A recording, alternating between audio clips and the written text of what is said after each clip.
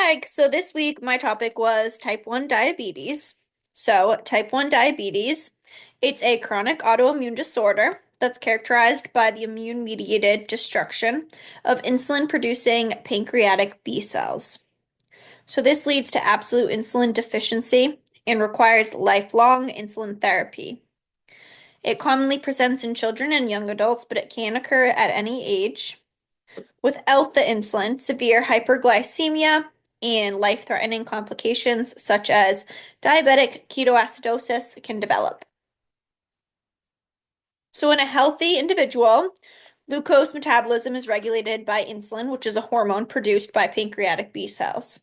So after we eat, carbohydrates are broken down into glucose, which then enters the bloodstream, and in response, the pancreas secretes insulin, which allows glucose to enter the muscle, liver, and fat cells and be either used as energy or stored as glycogen. This process maintains our blood sugar levels between 70 and 110 when fasting. In type 1 diabetes, the individual's immune system mistakenly attacks pancreatic B cells. This leads to absolute insulin deficiency. Without the insulin, glucose can't enter the cells, leading to hyperglycemia. The body then perceives this as starvation, which prompts the liver to release more glucose, which further worsens the hyperglycemia. Meanwhile, fat is broken down for energy instead, which produces ketones and can accumulate and cause diabetic ketoacidosis. To compensate for this, the kidneys excrete excess glucose in the urine and draw water along with it, which is what leads to polyuria and polydyspia. The combination of the hyperglycemia, dehydration, and ketosis can result in the life-threatening complication of DKA, which is characterized by fruity breath, rapid breathing, and altered mental status. Insulin therapy in type 1 diabetes is essential to restore glucose regulation and prevent these metabolic complications. Without it, prolonged hyperglycemia increases the risk of microvascular and macrovascular complications as well, such as neuropathy, nephropathy, and cardiovascular disease. Some risk factors for the disease include genetic predisposition, as individuals with HLA-DR3 and HLA-DR4 alleles have a significantly higher risk of developing it due to their role in the immune system regulation. They're also associated with autoimmune susceptibility, which makes B cells more vulnerable to that immune-mediated destruction. Environmental triggers can include viral infections, which are believed to trigger autoimmune B cell destruction in genetically predisposed individuals. The infection may provoke an immune response that mistakenly targets pancreatic B cells, which then leads to that insulin deficiency. Exposure to these viruses early in life have also been linked to an increase in the risk of type 1 diabetes onset. The presence of autoantibodies, including GAD65, IA2, and ZNT8, are hallmarks of ongoing B cell destruction. These autoantibodies attack pancreatic cells far before clinical symptoms appear, which leads to a gradual decline in insulin production. These antibodies are also used as a form of diagnosis as predicting type 1 diabetes in a at-risk individual. Geographic and ethnic variability. The incidence varies worldwide. It's more prevalent in Northern Europe, particularly Finland and Sweden. That's where the rates are highest globally. Lower rates are in Asia, South America, where it's a much lower prevalence. This can suggest that there may be a possible genetic and environmental difference that contribute to the disease susceptibility, as well as possibly climate, diet, and lifestyle.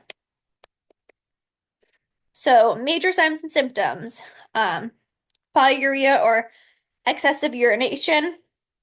So, as mentioned in the pathophysiology, in type 1 diabetes, high glucose levels exceed the renal threshold, which basically means the kidneys can't reabsorb all the glucose, and it leads to glucose in the urine.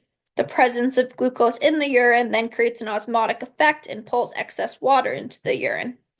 This results in frequent and increased urination, which can lead to polydipsia or excessive thirst.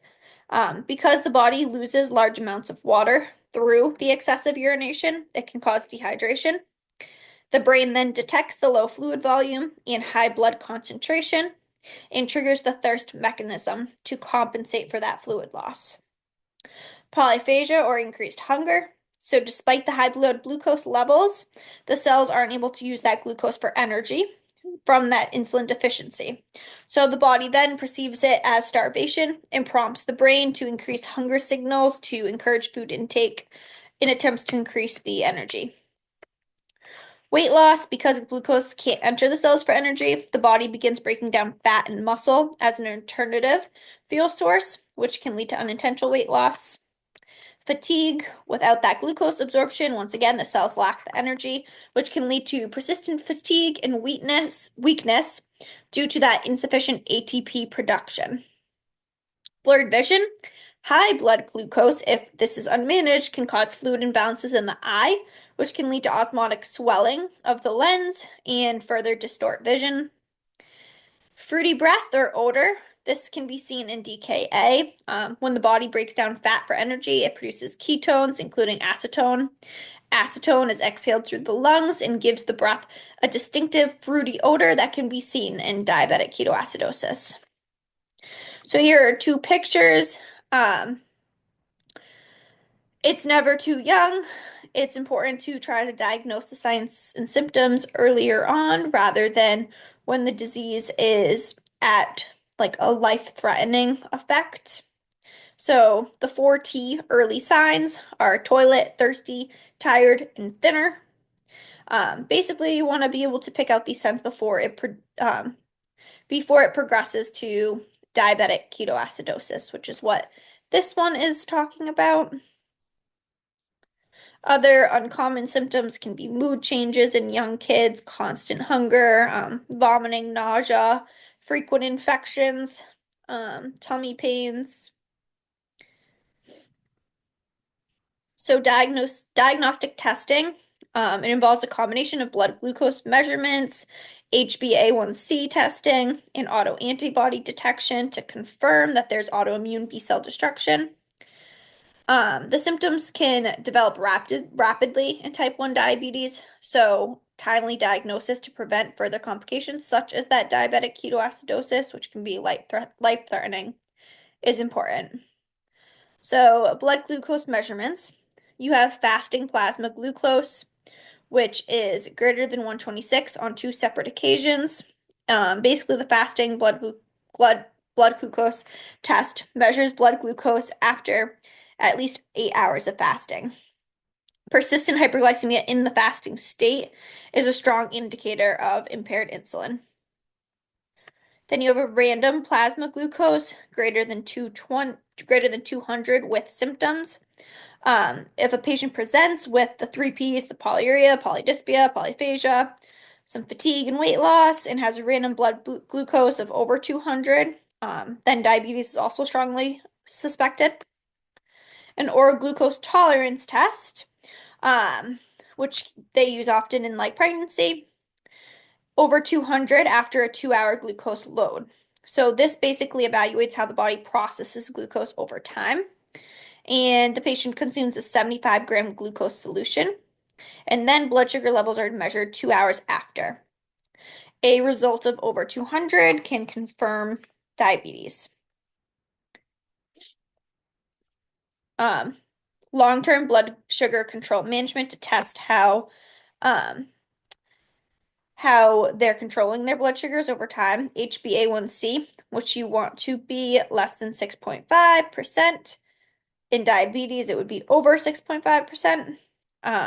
Hemoglobin H1c measures the average blood glucose over the past 2 to 3 months.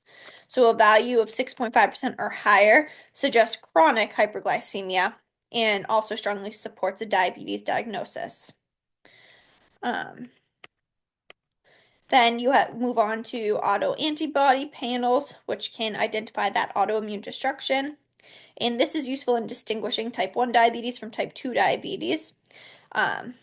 where you need to test for those autoantibodies. The presence of one or more of the following antibodies can confirm an autoimmune attack on the pancreatic B cells, which indicates type 1. You have the GAD65. That's most common, detected in adult onset autoimmune diabetes. Then IA2 is another antibody that indicates immune destruction of pancreatic B cells. You have the zinc transporter 8 antibody, which often presents in early stages of type 1 diabetes. And then you have insulin autoantibody, which is more commonly detected in young children before their insulin therapy begins. Then you have C-peptide tests, which can measure insulin production. C-peptide levels help differentiate, once again, type 1 from type 2. C-peptide is a byproduct of insulin production, so its levels indicate how much insulin the pancreas is producing. So low or undetectable C-peptides can suggest B-cell failure and confirm that type 1 diabetes. Where in contrast, type 2 typically presents with normal or higher levels due to insulin resistance. And once again, because type 1 diabetes symptoms can progress rapidly and lead to dangerous complications, it's important to diagnose early and accurately to initiate immediate insulin therapy and prevent DKA and long-term complications. And additionally, now autoantibody screenings can identify at-risk people before the symptoms appear, which would aid in even earlier interventional strategies.